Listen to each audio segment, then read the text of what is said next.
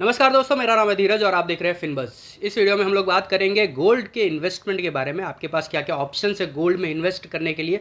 Physically तो हम लोग सब जानते हैं, और भी दूसरे तरीके हैं जो इस वीडियो में बताए जाएंगे। और साथ ही साथ हम लोग बात करेंगे सॉवरेन गोल्ड बॉन्ड स्कीम के बारे में, जो कि बॉन्ड है जिसकी कीमत तय होती है गोल्ड के हिसाब से, जो कि आरबीआई इशू करता है। और गोल्ड के हिसाब से पैसा बढ़े ना बढ़े, लेकिन उस पर इंटरेस्ट भी मिलता है। तो इस वीडियो में आज हम लोग यही बात करने वाले हैं। और सॉवरेन गोल्ड बॉन्ड 2020-21 का जो सेकंड भाग है, जो सेकंड वाला ट्रांच है, वो कल इश्यू होगा, जो कि 11 मई 2020 को। तो ये वीडियो अंत तक ज़रूर देखिएगा।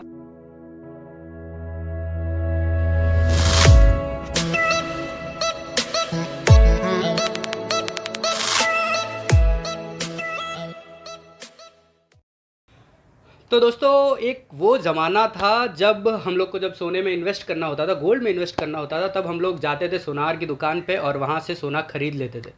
पैसे दिए, सोना खरीदा, घर पे लाए, घर पे रखा। लेकिन दोस्तों, उसमें कई सारी दिक्कतें थी। दिक्कतों में सबसे पहली दिक्कत ये थी कि एक तो पहले वो सोना ला के उसको सेफ जगह पे रखना पड़ता था, उसे चोरी से बचाना पड़ता था। और ऐसा ऐसा नहीं है कि भाई आज मेरे को पैसे की ज़रूरत है तो आज ही मेरे को कोई उस सोने का ख़रीदार मिल जाएगा। और ख़रीदार अगर मिल भी गया तो मजूरी का फ़ायदा कौन नहीं उठाता। तो हो सकता है वो मार्केट रेट से मेरे को कम दे, और अगर मार्केट रेट मेरे को जो मन चाही चाहिए थी वो मेरे को मिल भी गई, तो मुझे ख़रीदार कौन मिलेगा। मतलब उसके लिए मुझे बहुत सारी कसरत करनी पड़ेगी। लेकिन जो आज ऑप्शंस हम लोग जो डिस्कवर करने वाले हैं, उसमें इतना कोई टेंशन वाली बात नहीं। और दूसरा एक और चीज़, उसके अंदर ऐसा होता था कि जैसे आज आपकी जेब में 1000 रुपये है और 1000 रुपये का आपको सोना खरीदना है, तो कौन दुकानदार देगा आपको? क्या वो कोई सब्जी है जो ऐसे तोड़ के दे दी? ऐसा नहीं होगा। लेकिन अगर आपके पास 1000 रुपये भी है, गोल्ड में इन्वेस्ट करना चाहते हो, तो इस वीडियो में देखिए ऑप्शंस है, आप इन्वेस्ट कर सकते हैं। तो आइए दोस्तों, शुरू करते हैं। अब सबसे पहला जो ऑप्शन है वो है फिजिकली सोनार के पास जाइए और सोना है, पैसा दीजिए, ख़रीद लीजिए, बस काम ख़त्म।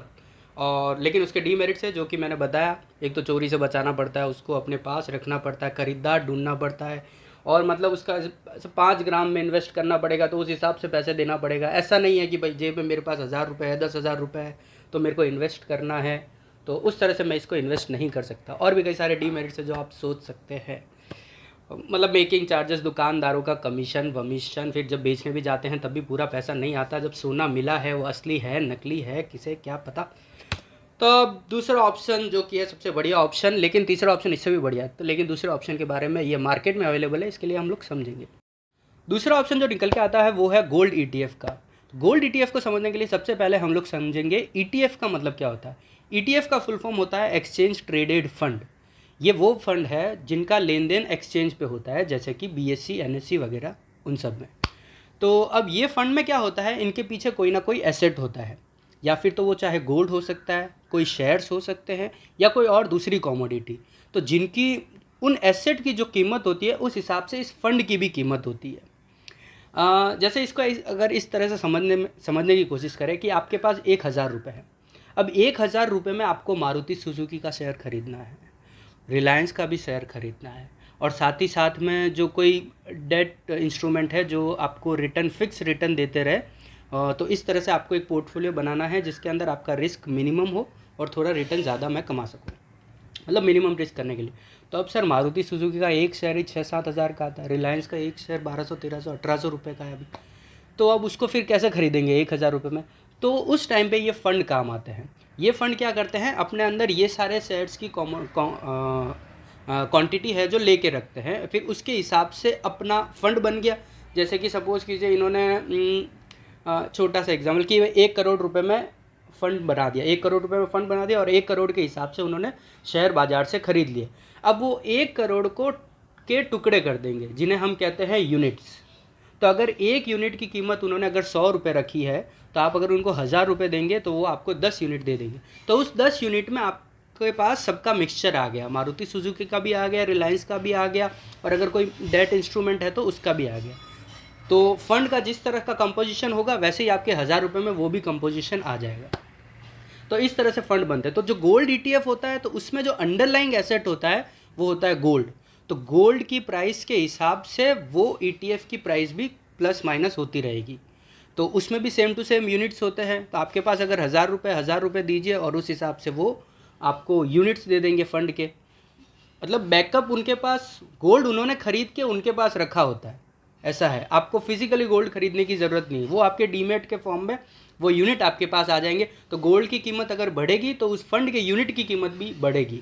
तो उस हिसाब से आप उसमें इन्वेस्टमेंट पे, ईटीएफ के इन्वेस्टमेंट पे रिटर्न कमा सकते हैं बिना गोल्ड की फिजिकली डिलीवरी लिए, बिना उसको कहीं पे स्टोरेज किए, और सेफ़ का सेफ़ डीमेट में सेफ़ रहेगा। और कभी भी जब भी बेचना हो तब एक्सचेंज में आप बेच सकते हैं तुरंत, मतलब एकदम लिक्विड है। फिजिकली में तो आप लेंगे, आपको ढूंढना पड़ेगा, सौदा करना पड़ेगा, वो सब करना पड़ेगा, और बायर भी ढूंढना पड़ेगा खरीदने कि भाई कौन खरीदार है।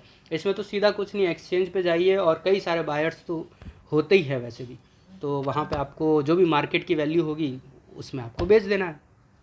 तो इस तरह से होता है। अभी जब वो जो अपना तीसरा ऑप्शन है वो ये कि सॉवरेन गोल्ड बॉन्ड।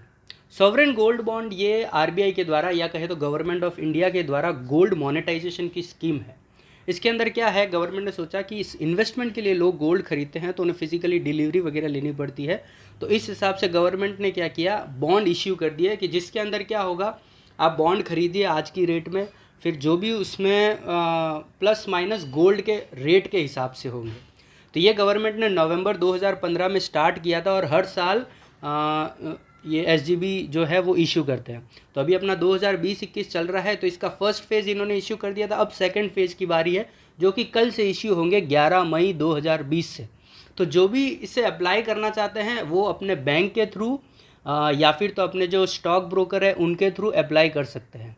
तो ये पूरी डिजिटल फॉर्म है, मतलब डिजिटल है और फिजिकली भी। लेकिन डिजिटली क्या है, आपके 50 रुपये पर ग्राम रेट कम लगती है, और फिजिकली आप लेने जाएंगे तो फिर आपको 50 रुपये पर ग्राम ज़्यादा लगेगा। आइए इसकी और जानकारी लेते हैं।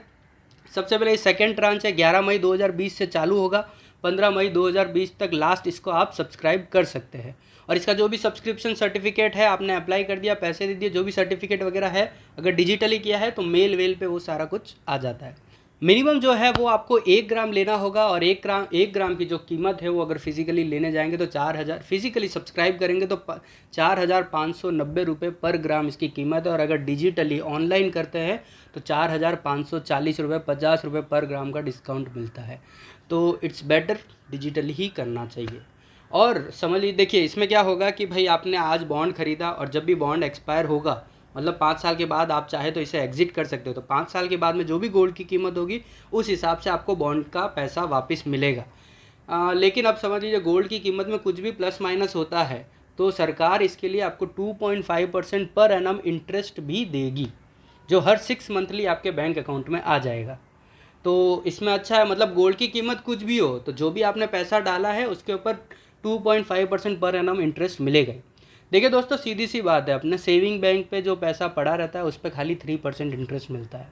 तो अगर 0.5% लेट आउट आप कर लीजिए, 0.5% का रिस्क है, उसके अंदर आपको 2.5% इंटरेस्ट तो मिल ही जाएगा। और ये रिस्क लेने पे गोल्ड की प्राइस के हिसाब से जो आपको रिटर्न मिलेगा उस रिटर्न भी आप वो इसमें कमा सकते हैं एसजीबी में, ठीक है। और इसके अंदर पर ये बात है कि एक बार पैसा डालोगे तो 5 साल तक पैसा डाल के रखना पड़ेगा, 5 साल बाद में आप इसको एग्जिट कर सकते हो। जब भी आप एग्जिट करोगे, आज मान लो कि भाई इसकी कीमत 4590 रुपये है, फिर अगर 5 साल बाद में अगर ये कीमत इसकी हो जाती है 6000 रुपये, तो जो भी आपने कैपिटल गेन कमाया, जो भी आपने जैसे जो 1500 लगभग रुपये कमाए हैं, 1400-1500 रुपये, तो उसके ऊपर भी आपको कोई इनकम टैक्स नहीं देना। तो ये भी एक अच्छा बेनिफिट है। फिजिकली आप गोल्ड खरीदेंगे, फिर जब आप वापस इसको बेचेंगे तो जो भी आप पैसा कमाएंगे उसके ऊपर आपको लॉन्ग टर्म कैपिटल गेन का टैक्स देना होगा। लेकिन इसमें ये भी छूट दे दी गई, मतलब इसके ऊपर कोई कैपिटल गेन का टैक्स नहीं रहेगा। और सपोज़ के लिए अभी आपके पास पैसा नहीं है, अभी आपको इन्वेस्टमेंट का कोई मतलब आप सोच नहीं रहे हो, तो आगे आने वाले टाइम में भी ये एसजीबी आते रहेंगे। जैसे कि जो थर्ड ट्रांच है वो आएगा 8 से 12 जून के बीच में, फोर्थ 6 से 10 जुलाई के बीच में, फिफ्थ जो आएगा 3 से 7 अगस्त के बीच में, और जो सिक्स्थ आएगा वो 31 अगस्त से 4 सितंबर के बीच में आएगा। तो ये डेट्स याद रखिएगा। और अगर अभी पैसा नहीं तो पैसा उस टाइम तक जमा करके भी आप इसमें इन्वेस्ट कर सकते हैं। तो दोस्तों, अब से जब भी आप गोल्ड खरीदने की सोच रहे हैं या फिर गोल्ड में इन्वेस्टमेंट करने के बारे में सोच रहे हैं तो इन सब स्कीम के बारे में ध्यान रखिएगा और इसको प्रॉपरली एनालिसिस करिएगा कि आपके लिए कौन सी बेटर स्कीम है। उम्मीद करता हूँ वीडियो आपको पसंद आया होगा। अगर पसंद आया तो शेयर कीजिए अपने दोस्तों के साथ, लाइक कीजिए इस वीडियो को, और अगर कोई भी क्वेरी हो तो कमेंट करने में हिचकिचाइएगा नहीं। धन्यवाद। धन्यवाद।